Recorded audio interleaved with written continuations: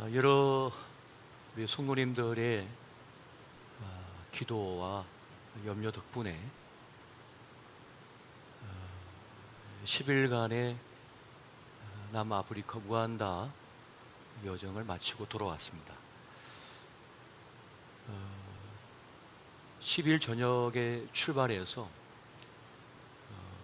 수요일 저녁에 한국에 도착해서 돌아보니까 몸이 쌩쌩하고 컨디션도 좋아가지고 아직 쓸만하구나 그랬는데,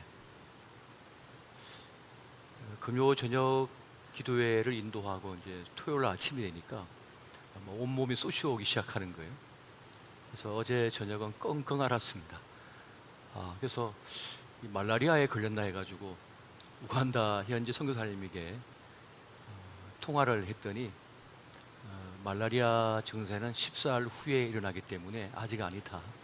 그러니까 걱정하지 마시라고, 아마 몸살이 나신 것 같다고 그렇게 얘기를 하시더라고요.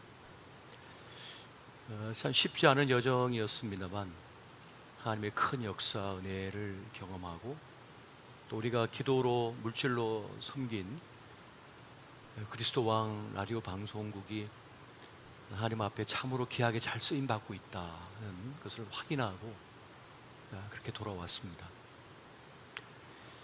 못내 아쉬운 것은 갈 때 이만하면 충분하다 생각하고 가지고 왔던 물품들이 참 너무 약속했다는 생각이 들었습니다. 제가 올 때는 저희들이 신던 구두, 신발, 수건, 옷까지, 심지어 제가 바르던 선크림까지 다 주고 이렇게 왔습니다. 돈이 있어도 살 수 없는 물품들이기 때문에 이렇게 다 벗어주고, 또 모자도 벗어주고 그렇게 돌아왔는데요. 라면을 좀 몇 박스 더 가지고 갈 걸 하는 생각이 들었습니다. 그분들이 그렇게 말씀하시더라고요. 몸이 아파서 힘겨울 때 끓여 먹는 게 라면이다, 그런 말씀을 선교사님이 하셨습니다. 그만큼 한국이 그립고, 또 한국 음식을 먹을 때 이렇게 힘이 난다는 거예요. 참 힘겨운 그러한 삶을 사시면서 복음을 전하고 또 사랑을 전하는 그 모습을 보면서 참 너무나 귀했고, 또 라디오 방송국을 통해서 200만 명이, 원래는 조그만 방송국의 안테나가 교회 철탑 정도만 세워진 정도였었는데, 그 지역만 이렇게 커버했던 건데, 남아프리카 이 골리 지역인 콩고 공화국하고 수단하고 있는 국경지대거든요. 그러니까 여기서 방송을 전파하면 그 영역권에 있는 콩고 공화국과 남수단과 우간다 골리 지역 너머를 커버해서 복음이 전해지는 그런 역사를 이루는 것을 보았습니다. 그분들이 TV가 없으니까 라디오로 하루 온종일 켜놓고 있어요. 그러니까 계속 복음을 듣고 계속 가스펠 송을 듣고 그러면서 신앙을 갖게 되는 그런 역사가 지금 이루어지고 있다고 하는 사실을 보면서, 이 믿음의 역사, 그한 비전, 믿음을 가지고 그것을 시작했기 때문에 그 구원의 역사가 있는 것이지, 설마 되겠나, 무슨 일이 일어날까 하면서 그냥 움츠러들었다면 어떤 구원의 역사도 나타나지가 않았을 것입니다. 하나님의 부르심에 응답하고 또 그 믿음을 가지고 나아간 결과가 너무나 값지고 소중하다는 생각이 들었습니다. 참 귀했습니다. 지구상에 존재하는 물질 가운데 원소기호 AU라고 하는 것이 있습니다. 원자 번호는 79번이고 녹는점은 1064도씨라고 합니다. 비중은 19전 3인 물질이 있는데요, 이것은 우리 모두가 좋아하는 물질입니다. 뭘까요? 금덩어리입니다. 세상에 금만큼 신비한 것은 없는 것 같습니다. 별 쓰임새도 없어 보이는데 사람들이 그것으로 나 열광을 하고, 그리고 오랜 세월 동안 수많은 영혼들이 사로잡혀 사는 것을 보게 됩니다. 하나님께서도 이 금을 성물로 구별하여 사용하셨던 장면을 우리가 보게 됩니다. 우리가 성막을 보게 되면 그 성막의 판을 다 금칠을 했어요. 다 금칠을 했습니다. 그리고 밑에 받추는 받침대만 은으로 싼 것이지 나머지 다 금칠을 했던 것이에요. 그만큼 하나님은 값진 분이시다, 가치 있는 분이시다라고 하는 것을 보여주기 위한 그러한 것이었습니다. 성경에는 금이라고 언급되어진 것이 무려 1004번이나 된다고 합니다. 그러니까 다윗이라고 하는 인물보다 더 많이 등장하고 있는 것이 금이라는 것이죠. 그토록 이 금이 자주 언급되어지고 고귀하게 취급받는 이유는 무엇 때문일까요? 금은 변치 않기 때문에 그렇습니다. 4500년 전 이집트의 그 미라 속에서 발견되어진 그 금을 지금도 우리는 값지게 보고 또 사용하고 있는 것을 보게 됩니다.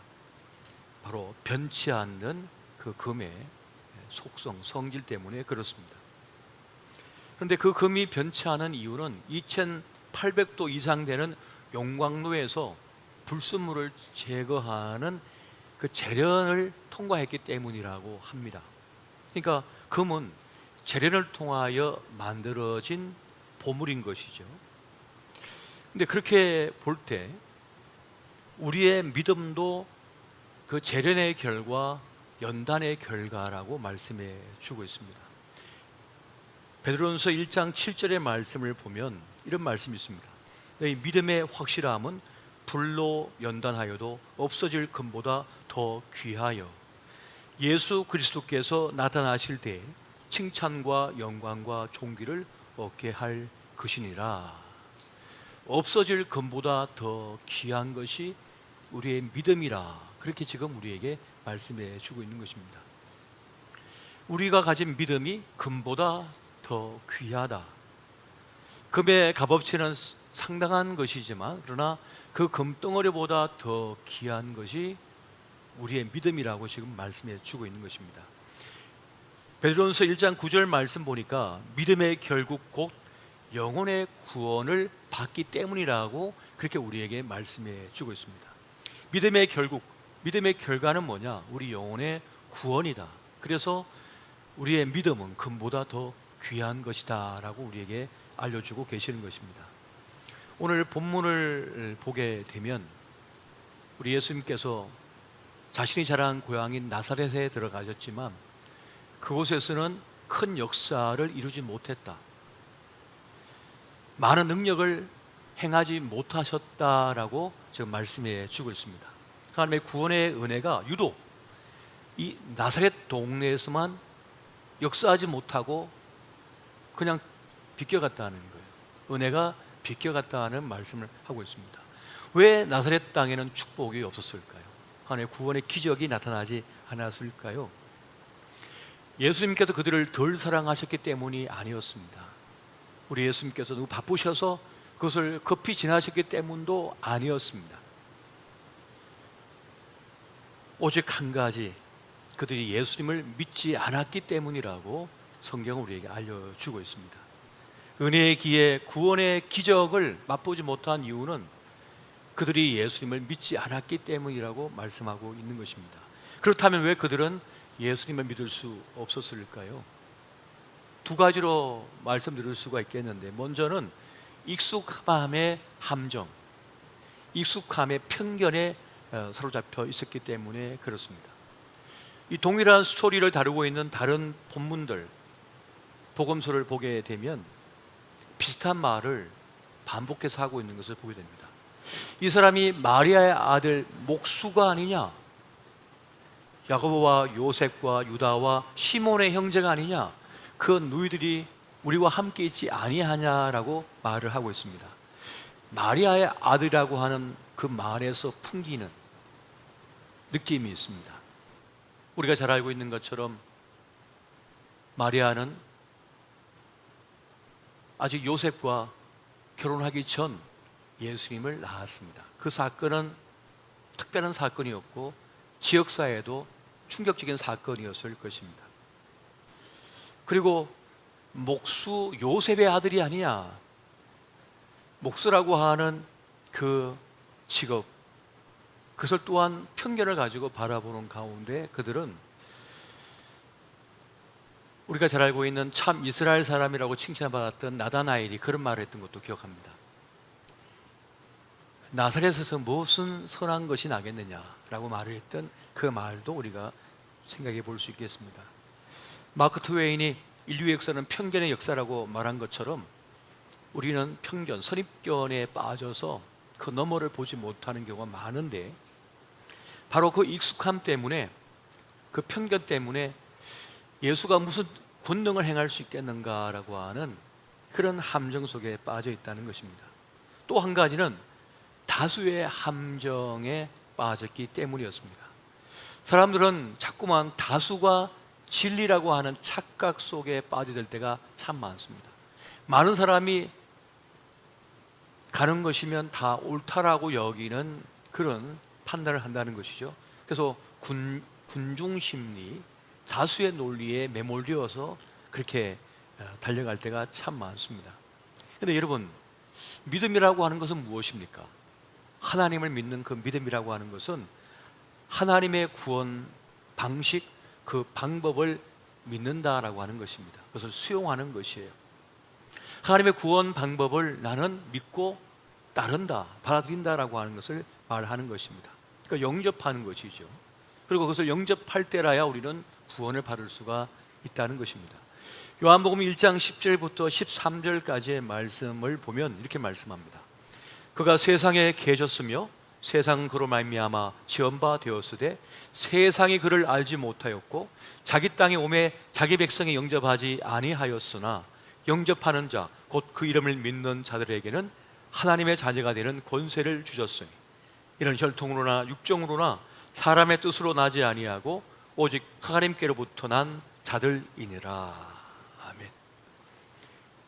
구원자이신 예수께서 자기 땅에 오셨지만 많은 사람들이 영접하지 않았다는 겁니다. 받아들이지 않았다는 거예요. 그런데 유독 수많은 사람들이 받아들이지 않고 영접하지 않는 가운데서도 주님을 구주로 영접한 사람들이 있었다는 겁니다. 그들은 구원을 받았고 하나님의 자녀가 되는 권세를 누렸다는 것입니다. 지금 이 자리에 계신 여러분들은 어떤 분이십니까? 세상 풍조를 따르지 아니하고 오직 예수를 구원자로 삼아서 믿고 세상을 쫓지 않고 주님을 따르기로 작정한 분들 아니십니까? 아무도 주님을 영접하지 않는 세상 속에서 주님을 구주로 영접하여 구원받은 하나님의 사람들, 바로 그들이 우리들임을 여러분 기억하시기 바랍니다. 우리가 지금 그 흐름을 걷고 있는 것입니다. 지금 우리 주변에 있는 수많은 이웃들이 있습니다. 우리가 똑같은 옷을 입고 있고 똑같은 자동차를 타고 똑같은 차를 타고 출근을 하고 또 똑같은 음식을 먹고 똑같은 직장에서 일을 하고 하는 그런 우리 이웃들이 있습니다만 그들에게는 구원의 기적이 없습니다. 구원의 은혜가 비껴갔어요. 그 이유가 무엇입니까? 그 이유는 주님을 구주로 영접하지 않았기 때문에, 주님과 상관이 없는 삶을 살기 때문에 구원이 없는 것입니다. 지금까지는 아니었다 할지라도 분명히 예수 그리스도를 구주로 영접하여 구원의 기쁨 누리시는 그 한 사람 되시기를 예수 이름으로 축원드립니다. 여러분, 노아 홍수를 한번 생각해 보십시오. 하나님께서 120년 후에 홍수가 있을 것이다 라고 말씀을 하셨습니다. 이 말씀을 쫓아와서 산 꼭대기에 이 노아는 방주를 만들죠. 거대한 배를 만들기 시작합니다. 그 배를 만들 때 사람들은 그를 조롱하고 비난하고 도무지 이해가 가지 않았던 거죠. 배를 만들려면 바닷가나 강가에 만들어야 되는데 산 꼭대기에 만든다니. 그리고 그 방주는 배는 노가 없어요. 앞뒤가 없어요. 도무지 납득도 이해도 되지 않는 그러한 배를 만들고 있었다는 것이죠. 사람들은 비웃었습니다. 하지만 비웃던 그들은 다 죽고 말았습니다. 사실 내가 믿는다, 믿지 않는다라고 하는 이 사실은 참 초라하기 그지없는 말입니다. 우리가 믿든지 말든지 진리라고 하는 것은 존재하기 때문에 그렇습니다. 우리가 천국을 믿든지 또 지옥을 믿든지 믿지 않든지 상관이 없이 천국과 지옥은 존재를 합니다. 그것을 믿고 주님을 영접하면 구원을 받을 것이지만 믿지 않으면 심판을 받게 된다는 것입니다. 그러니까 객관적 진리라고 하는 것은 나의 주관적인 의견의 동의를 기다리지 않습니다. 바라지도 않습니다. 진리이기 때문에 그렇습니다. 진리는 우리의 주관적인 동의를 바라지도 않습니다. 상관도 하지 않습니다. 내가 그 사실을 믿으면 그 진리는 나의 것이 되지만 내가 믿지 않으면 나와 상관이 없는 구원의 사건이 되어집니다. 6월절 어린 양의 그 사건을 한번 생각해 보십시오. 애굽에 살고 있던 이스라엘 백성들에게 하나님께서 모세를 통하여 말씀하시잖아요. 6월절 어린 양의 피를 문지방에 바르라. 바르면 살 것이다. 이 객관적인 진리, 이 구원의 진리는 내가 그것을 동의하든지 동의하지 않든지 그대로 이루어집니다. 말씀에 순종하여 문지방에 그 6월절 어린 양의 피를 바른 사람은 심판을 면하지만 유대인이고 이스라엘 사람이라 할지라도 자기 혈통만 믿고 문지방에 6월절 어린 양의 피를 바르지 않는 사람은 천사의 심판을 받았어요. 육적인 혈통은 아무 소용이 없다는 겁니다. 주님의 그 객관적인 구원의 진리의 사건을 수용하느냐, 받아들이느냐, 믿음으로 받아들이느냐에 따라서 구원이 있고 없고의 결과를 가져왔다는 것이죠. 이것은 매우 중요한 사건이고 지금도 우리에게 매우 간단하지만 중요한 진리로서 지금 말씀하고 있는 것입니다. 그렇게 볼 때 사람들은 두려움이나 어떤 자기 약함을 부끄럽게 여기는 것 같아요. 그런데 제가 볼 때 자기 확신이 부족하거나 두려움이 있거나 불안감을 갖고 있는 것을 부끄럽게 생각할 필요 없습니다. 자기 약함을 부끄럽게 생각할 필요가 없습니다. 두려워할 줄 아는 사람이 구원의 기회를 얻습니다. 나는 부족하다, 나는 모른다라고 자기 한계를 인정하는 사람이야말로 하나님을 믿을 수 있고 하나님을 의지할 수가 있는 것입니다. 자기 확신이 가득한 사람, 자기 확신으로 가득 차 있는 사람은 주님의 구원의 진리를 받아들이지 못합니다. 왜? 자기가 너무 높거든요. 자기 의가 너무 강하거든요. 그래서 그 구원의 진리를 받아들일 수가 없는 거예요. 그래서 구원을 누리지를 못하는 것입니다. 산모들의 아버지다 불리는 사람이 있습니다. 그가 산부인과 의사로 진료를 하고 아이를 받고 하다 보니까 너무 많은 산모들이 여성들이 죽어가는 거예요. 아기 낳다. 그래서 그때 그가 깨달은 것이 있었습니다. 세균이 있다. 손을 닦아야 된다. 그래서 손을 깨끗하게 씻고 다른 환자를 받아야 된다고 그렇게 주장을 했습니다. 그랬더니 뭐라고 한 줄 아세요? 지역사회와 모든 의사 그룹들이 뭐라 하냐면 미쳤다고, 정신 나간 사람이라고. 어디 그런 게 있냐고. 아무리 바라 보이지도 않는데. 당시에는 이 환자 수술하다가 그대로 그냥 쓱쓱 닦고는 또 옆에서 환자를 만지고, 그래서 병을 계속 옮겼던 거예요. 그래서 감염에 의해서 수많은 산모들이 죽어갔습니다. 그런데 이 의사만큼은 손을 닦아야 된다, 손을 씻어야 된다, 깨끗한 손으로 환자를 만져야 된다, 수술을 해야 된다고 그렇게 주장했는데 정신병자라고 취급을 했어요. 그게 왕따가 되었어요. 그의 노년에 이르렀고 그가 죽은 후에야 그의 업적이 인정이 됩니다. 현명이 발견되어지고 더 깊이 보는 것을 발견한 후에야 진짜 세균이 있구나. 당대에는 그 사람은 아웃사이드였고 인정받지 못한 의사였습니다. 그러나 그는 끝까지 이 진리를 붙들고 손을 깨끗이 닦고 소독한 뒤에야 다른 환자를 보고 아기를 받아냈던 거죠.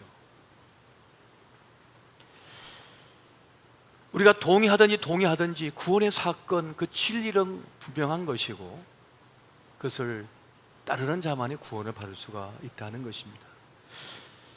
우리 이 나사렛에서의 이 사건을 마태, 마가, 누가, 요한 이렇게 다루고 있는데요. 누가 보면 4장에 보면 우리 예수님께서 그 기적이 없는 이유에 대하여 두 가지 이야기를 하면서 그들에게 전곡을 찌르는 말씀을 하십니다. 그것은 무엇인가 하면 엘리야 시대, 누가 보면 4장에 보면 엘리야 시대에 많은 가부가 있었는데 오직 한 가부만이 하나님의 축복과 은혜를 구원을 누렸다. 그 가부가 사르밧 가부였던 것이죠. 하나님의 선지자인 엘리야가 찾아와서 먹을 것을 달라 했을 때 이 여인은 이제 마지막 떡을 빚어서 아들과 함께 먹고 죽으려고 했던 그 밀가루 통에서의 밀가루를 빚어가지고 선지자에게 대접을 합니다. 그때 엘리야가 뭐라고 합니까? 너는 지금 나가서 그릇들을 다 빌려오너라. 마을 사람들이 그릇을 빌려오너라. 그리고 이 기름병에서 그 그릇에 부을 때 그 그릇이 닿을 때까지는 이 기름병에 기름이 멈추지 않을 것이다. 이 말을 들은 이 여인은 순종하여 믿음으로써 그릇을 빌려오죠. 온 마을에 그릇을 다 팍팍 빌려와가지고 계속 따릅니다. 그 비싼 기름이 계속하여 그 그릇에 차지요. 그 그릇이 마지막 하나까지 채워질 때 비로소 그 기름병에서 기름이 멈췄습니다.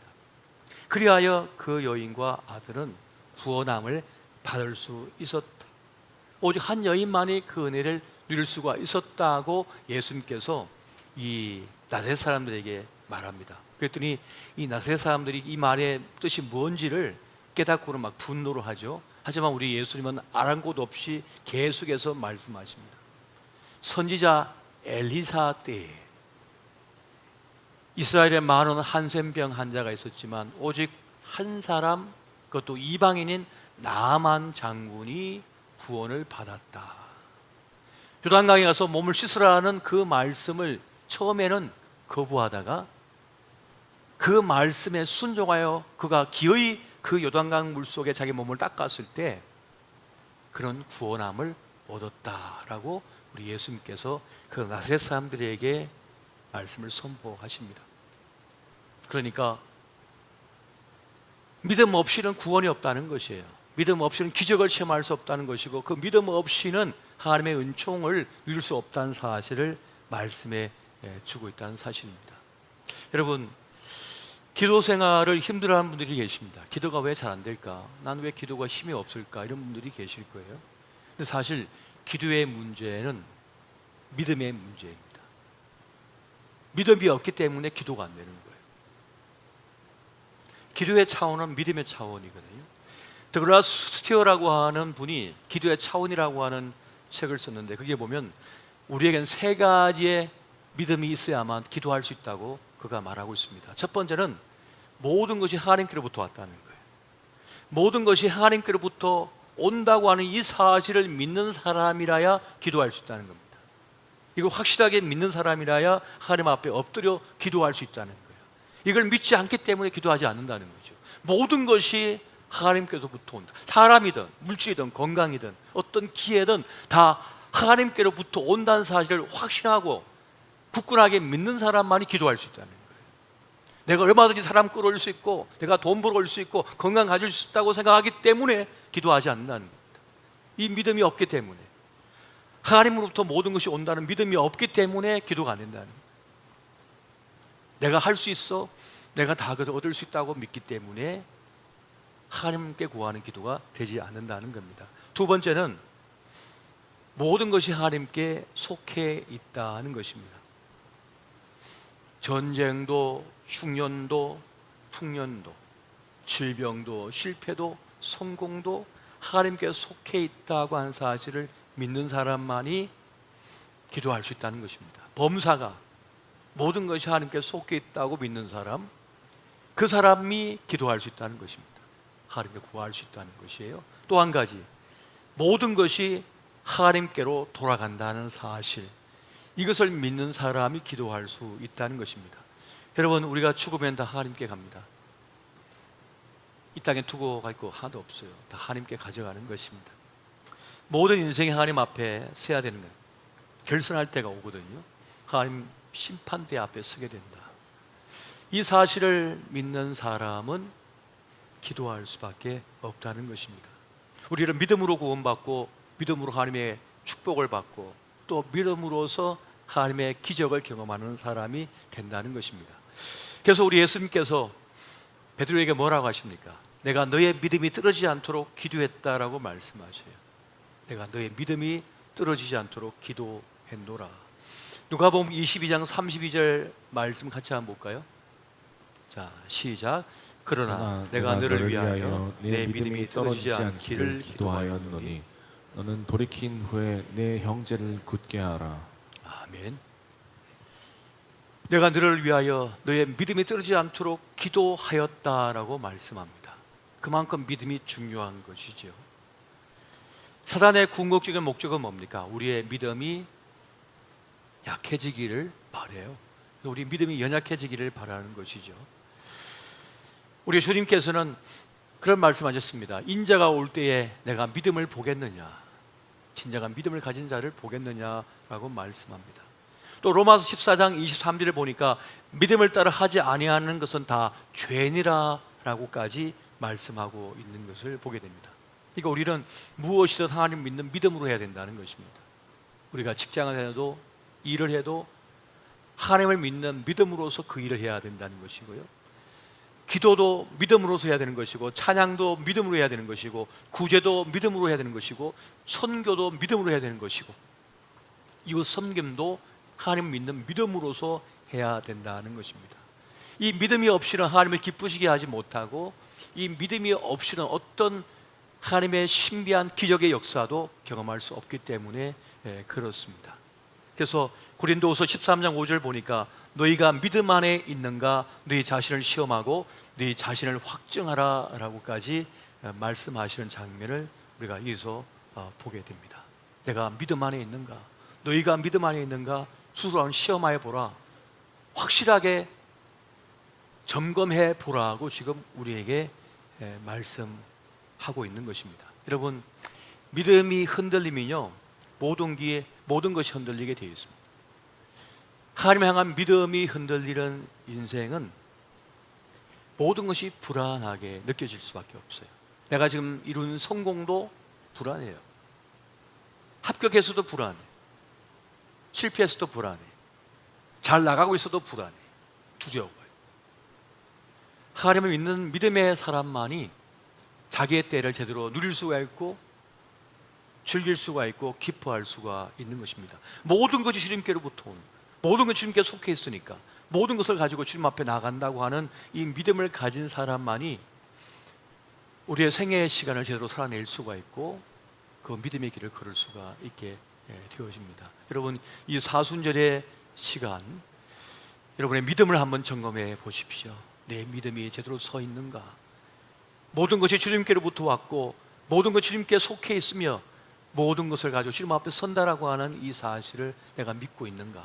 그리고 내 삶 속에 기적이 일어나지 않는 것, 내 삶 속에 하나님의 어떤 특별한 은혜가 느껴지지 않는 이유는 하나님이 문제가 아니라 나에게 그 믿음이 없는 것은 아닌가?